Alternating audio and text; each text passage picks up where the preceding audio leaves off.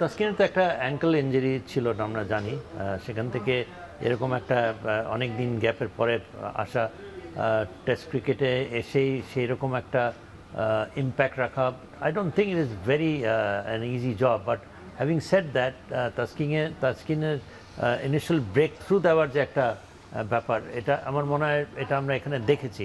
সে break through initially wicket কিন্তু সে এনে দিয়েছে। 135 প্লাস গতিতে বোলিং করার, 135 140-র মধ্যে রাখার যে ব্যাপারটা, সেটা এখনও he is still decent fast bowler. Yes, আমরা তাস্কির যে is the leader of the pack, তার কাছ থেকে আমরা আশা করাটাই স্বাভাবিক।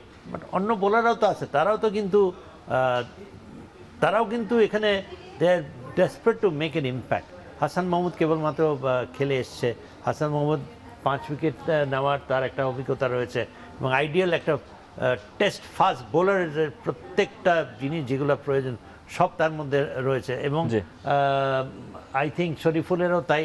ইবাদত হোসেন এখানে নাই, কিন্তু ইবাদত হোসেনও কিন্তু মোটামুটিভাবে 135 140-র মধ্যে বোলিং করার মতো বোলার। প্রত্যেকে নিজের মতো করে একটা ইম্প্যাক্ট, কাউকে না কাউকে তো একটু উইকেট নিতেই হবে। বেশি উইকেট নিয়েছে হাসান মাহমুদ, এবং বাট আই থিঙ্ক তাসকিনের bowling was also major factor. হতে পারে সে এরকম উইকেট পায়নি, কিন্তু ডিসিপ্লিন বোলিং করেছে। I think even Ebadot Hossain, আমি মনে করি I give him a lot of credit. তাসকিনের তো একটা অ্যাঙ্কেল ইনজুরি ছিল না আমরা জানি। সেখান থেকে এরকম একটা অনেক দিন গ্যাপের পরে আসা টেস্ট ক্রিকেটে এসেই সেই রকম একটা ইম্প্যাক্ট রাখা, I don't think it is very an easy job. But having said that, তাসকিনের ইনিশিয়াল ব্রেক থ্রু দেওয়ার যে একটা ব্যাপার, এটা আমার মনে হয় এটা আমরা এখানে দেখেছি।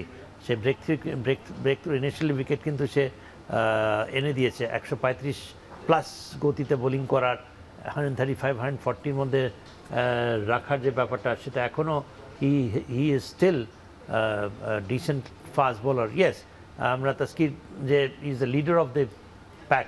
আমি ভরসা রাখি হিরন স্মার্ট ওয়াটার পিউরিফায়ারে। তার কাছ থেকে আমরা আশা করাটাই স্বাভাবিক। বাট অন্য বোলাররাও তো আছে, তারাও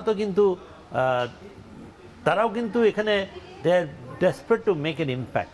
হাসান মাহমুদ কেবলমাত্র খেলে এসছে। হাসান মাহমুদ 5 উইকেট নেওয়ার তার একটা অভিজ্ঞতা রয়েছে, এবং আইডিয়াল একটা টেস্ট ফাস্ট বোলারের প্রত্যেকটা জিনিস যেগুলো প্রয়োজন সব তার মধ্যে রয়েছে। এবং আই থিঙ্ক শরীফুলেরও তাই।